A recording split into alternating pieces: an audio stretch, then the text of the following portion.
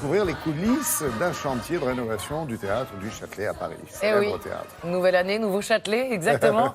Mais bon, alors, les productions hors les murs Oui. du Châtelet continuent. Il y a quelques semaines, on avait découvert Palais. ensemble Singing in the Rain au Grand Palais, c'était Entendu, magnifique. Absolument, ce qu'on vient d'entendre. Et puis, un Américain à Paris aussi qui a fait le voyage inverse, puisqu'il est en tournée aux États-Unis en ce moment.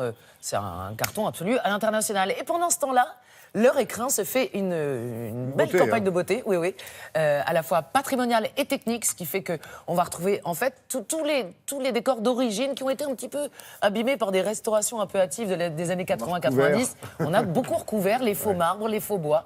On a enlevé les statues de la façade. Verrière, La il va y verrière, avoir tout aussi des ça, choses à va revoir. repromettre plein de belles productions, puisque derrière le rideau de scène peint par Garouste, aussi les moyens techniques vont prendre du galon, pour le plus grand bonheur des équipes artistiques et techniques, mais aussi pour celle du public. Exactement. Alors la Fondation du patrimoine vous propose de participer si vous avez envie. C'est un petit peu symbolique. C'est 75 000 € qui sont demandés au public s'ils ont envie. Non mais attendez.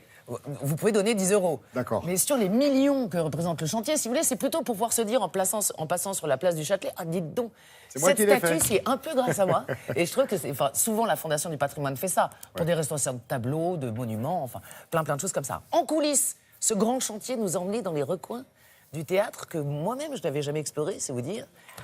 C'est jusque sous les toits, dites donc. On va voir ça ?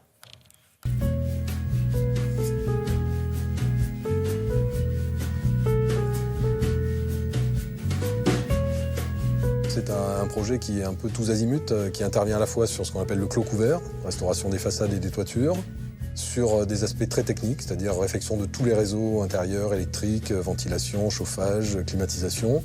Également une intervention sur l'équipement scénographique, à la fois sur le plateau mais également dans la salle avec les régies. Et puis c'est aussi une intervention patrimoniale à l'intérieur avec un certain nombre de décors qui vont être soit restaurés, soit même redécouverts. Donc restauré, c'est le cas de la salle. Tout le décor de la salle va être, je dirais, remis en lumière, parce qu'il était un peu terni, un peu recouvert par des couches de vernis qui ont fait qu'il n'était plus perçu dans toute sa splendeur. Mais également dans ce qu'on appelle les dégagements, l'avant-foyer, les escaliers principaux historiques. Nous avons redécouvert le décor historique de Daviou qui va être entièrement remis au jour.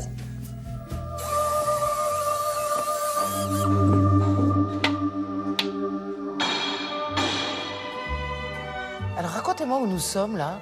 Ben là, nous sommes au-dessus du plafond de la salle du Châtelet, donc ce qu'on appelle à la coupole, endroit qui sert surtout pour l'acoustique principalement, et qui va recevoir à la fin des travaux cette verrière qui permettra d'amener de la lumière supplémentaire dans la salle.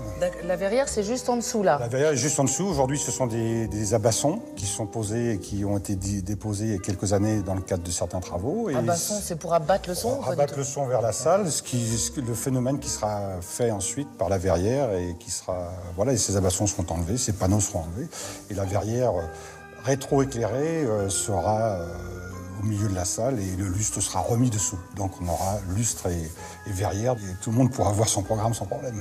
Et vous allez pouvoir jouer de ça, j'imagine, pendant les productions. On en joue, puisque l'avantage, c'est qu'avec les nouvelles technologies et les LED, cet éclairage pourra être modulé, changer, passer d'une couleur à l'autre, et ainsi de suite. Mais vous n'avez pas attendu que la verrière soit remise pour vous servir de cet espace, je crois. Non, c'est un espace qui est souvent utilisé déjà pour des effets sonores, c'est-à-dire que sur certains spectacles, des chanteurs étaient appelés à monter ici, à chanter sur les voix célestes ou autres. Ça permettait de donner un effet sonore important, de donner une voix de l'au-delà. Et donc, parce qu'on est juste au-dessus. On est juste au-dessus de la salle, au-dessus du public. Et dans certains cas, nous avons aussi ramené des effets sonores, posé des enceintes sur les caillebotis pour envoyer du son dans la salle aussi, ou des effets de tonnerre ou des choses comme ça. Ah là là, c'est fou. Bon, on réemprunte la passerelle. On réemprunte la passerelle. Je suis pas mécontente qu'il n'y ait pas encore la verrière, parce que je pense que j'aurais beaucoup trop le vertige là, sinon.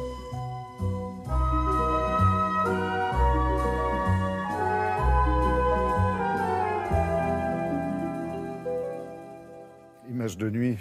Ah oui, ça va être beau. Même l'éclairage va être repensé d'ailleurs, ça va être magnifique, c'est de toute beauté. Et pendant les travaux, évidemment, la fourmilière continue de tressaillir.